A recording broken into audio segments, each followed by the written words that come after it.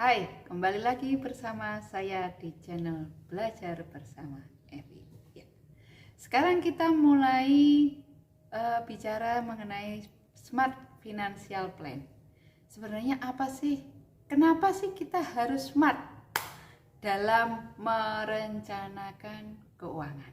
Nah, sebagai kaum milenial, kita tahu dong, setiap fase hidup itu mempunyai tahapan yang berbeda. Nah, tahap yang pertama, Anda setelah lulus kuliah, Anda menikah.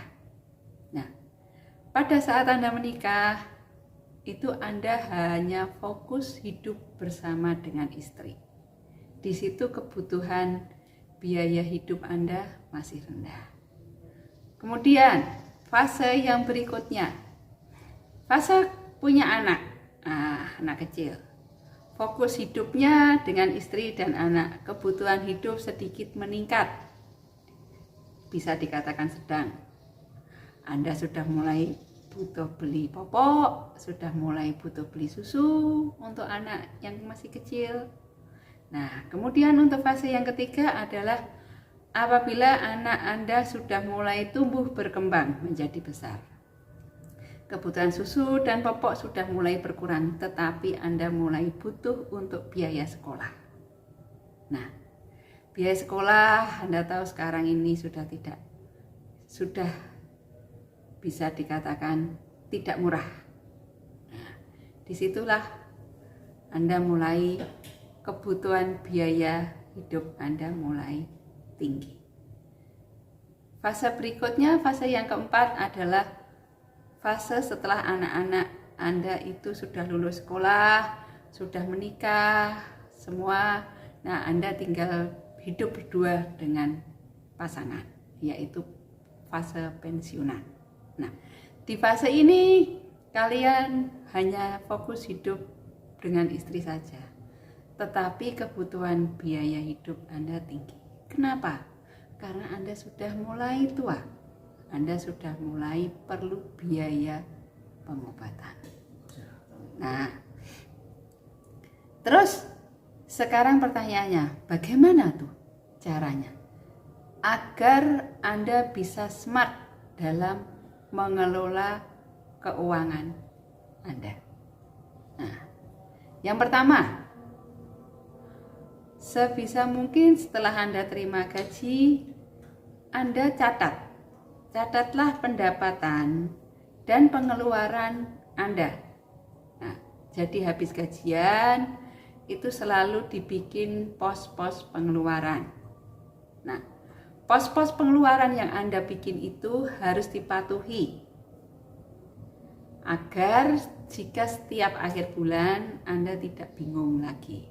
Aduh, kalau Anda tidak mematuhi apa yang sudah Anda pos-poskan, misalnya biasanya Anda poskan untuk jajan itu hanya misalnya Rp500.000 per bulan dengan gaji misalnya 3,5 juta. Nah, 500.000 sebulan itu Anda masih ada pengen lagi, aslinya ada pengen lagi, itu masih ada ditambah lagi, dan itu akhirnya biaya untuk jajan itu bisa membengkak. Nah, kalau sebelum gajian Anda sudah ada biaya yang membengkak, terus akhir bulan bagaimana? Gajian belum masuk, sedangkan Anda masih harus tetap hidup, Anda masih tetap harus beli makan. Nah, disitulah nanti Anda akan bingung. Nah, yang kedua adalah Anda dengan membuat list apa saja pengeluaran rutin bulanan yang biasanya Anda lakukan, mulai dari kebutuhan pokok seperti makan, transportasi, sama biaya tempat tinggal. Kalau Anda misalnya di luar kota, jadi harus ngekos. Kemudian dari biaya-biaya itu dikelompokkan. Terus kita melihat pengeluaran per kategori tiap minggu, tiap bulan. Itu seperti apa? Biasanya pos-pos pengeluaran yang melebihi budget itu apa saja? Nah, itu dianalisa di situ. Itu ya. Itu tahap yang pertama. yaitu mencatat semua pendapatan dan pengeluaran. Nah, kemudian untuk yang kedua, yaitu rajin mengecek tagihan. Nah, biasakan mengecek tagihan itu menjadi pengeluaran rutin dan wajib dibayarkan setiap waktu. Misalnya, mulai dari struk belanja, Anda pergi ke Indomaret, Anda terima struk belanja, dicek di situ. Nah, jangan sampai Anda ada item yang tidak Anda beli tetapi ternyata dibebankan kepada Anda. Nah, mulai dari struk belanja sampai dengan tagihan kredit card. Nah, itu biasakan dicek dan selalu membayar tagihan tepat waktu. Untuk apa? Supaya kita tidak terkena denda. Ya. Kemudian untuk cara yang ketiga, selalu pasang target. Nah, pasang target di sini apa sih? Yaitu target hidup. Misalnya Anda punya prinsip, ngapain sih dipasang target-target hidup segala? Mendingan hidup itu isi going aja, berjalan aja. Ya dinikmati aja lah jalannya, itu it's okay, itu pendapat Anda. Tapi kalau menurut saya, jika seseorang bisa memasang target hidup, nah itu akan lebih oke. Target hidup itu contohnya seperti apa? Misalnya, pertama Anda memasang target usia menikah. Anda akan menikah di umur berapa? 27 tahun misalnya. Terus yang kedua, setelah menikah Anda punya target, misalnya pada saat menikah Anda masih ikut orang tua atau mungkin masih kontrak sendiri, kontrak rumah dengan pasangan, okay. Tapi Anda harus punya target beli rumah sendiri. Usia berapa aku harus bisa beli rumah sendiri? Usia 30 misalnya. Sambil bekerja Anda harus punya target lagi. Aku harus mempunyai target untuk punya usaha sendiri di umur 35 tahun. Nah, itu seperti itu dan seterusnya dan seterusnya dan seterusnya. Nah, tetapi target yang kita bikin, kita bikin sesuai dengan apa yang kita mampu dan kita harus berusaha untuk bisa mencapainya. Dan kita harus memegang teguh target apa yang telah kita buat. Ya. Nah, kemudian cara yang keempat adalah kita harus bisa memisahkan antara kebutuhan dan keinginan. Nah, sebenarnya apa sih kebutuhan dan keinginan itu bedanya? Kebutuhan itu misalnya kebutuhan primer, ada kebutuhan sekunder, ada kebutuhan tersier. Kebutuhan primer itu misalnya apa? Ada sandang, ada pangan, ada papan. Nah, kebutuhan sekunder itu apa sih? Kebutuhan yang selain kebutuhan primer. Misalnya ada motor, ada televisi, ada tempat tidur. Nah, kebutuhan yang dipakai untuk melengkapi kebutuhan primer, itu kebutuhan sekunder. Kemudian apa lagi? Ada kebutuhan tersier, misalnya rekreasi. Nah, itu kebutuhan. Nah, tetapi terus keinginan itu apa sih? Nah, keinginan itu segala sesuatu yang lebih terhadap barang atau jasa yang ingin dipenuhi setiap manusia pada suatu hal yang dianggap kurang. Nah, maksudnya gimana? Oke, kebutuhan primer tadi ada sandang, pangan, papan, ada baju, ada makan, ada papan. Kebutuhan sandang, misalnya kebutuhan primer, akan menjadi keinginan apabila kita ingin membeli baju yang bermerek. Nah, itu bukan pemenuhan kebutuhan primer lagi, karena kita sudah ada ingin membeli yang merek. Nah, itu kebutuhan yang berubah menjadi keinginan. Nah, kemudian apalagi? Misalnya rumah yang luas. Nah, kita baru bisa beli rumah ya di perumahan yang sederhana, misalnya yang sekitar luas sekitar 60-70 lah kalau untuk pasangan muda. Nah, itu dia akan kebutuhan itu akan berubah menjadi keinginan apabila dia sudah ada kemauan untuk membeli rumah yang luas. Nah, itu bukan pemenuhan kebutuhan primer atas papan, tapi dia sudah mulai arah ke pemenuhan keinginan. Nah, terus makan di mana? Makan di Japanese resto. Nah, itu sudah bukan pemenuhan kebutuhan primer yang berupa pangan. Kebutuhan primer berupa pangan apa? 4 sehat 5 sempurna, selesai, cukup. Nah, akan menjadi keinginan apabila itu makan itu sudah diarahkan ingin makan kemana, ingin makan apa. Nah, kita harus bisa membedakan antara kebutuhan dan keinginan.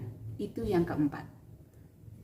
Nah, kemudian yang kelima adalah Anda bisa minta saran, misalnya konsultasi dengan orang terdekat yang dia tahu betul kebiasaan kamu mengelola uang, sehingga orang-orang terdekat misalnya orang tua atau saudara, nah itu dia bisa memberikan saran yang tepat untuk pengelolaan uang.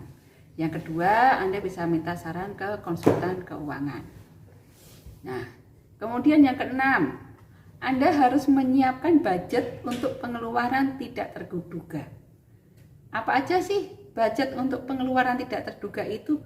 Budget pengeluaran tidak terduga, misalnya Anda harus membeli kado. Ada saudara yang berulang tahun, ada saudara yang menikah. Anda harus membeli bunga duka. Anda harus memberikan uang duka kepada ada saudara atau tetangga yang berduka.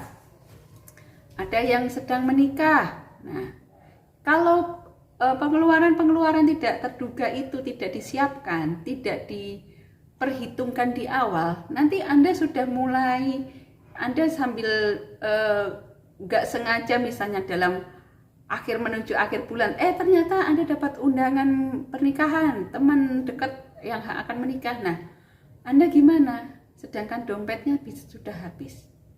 Nah, cuma sudah tidak ada uang, Anda harus mengeluarkan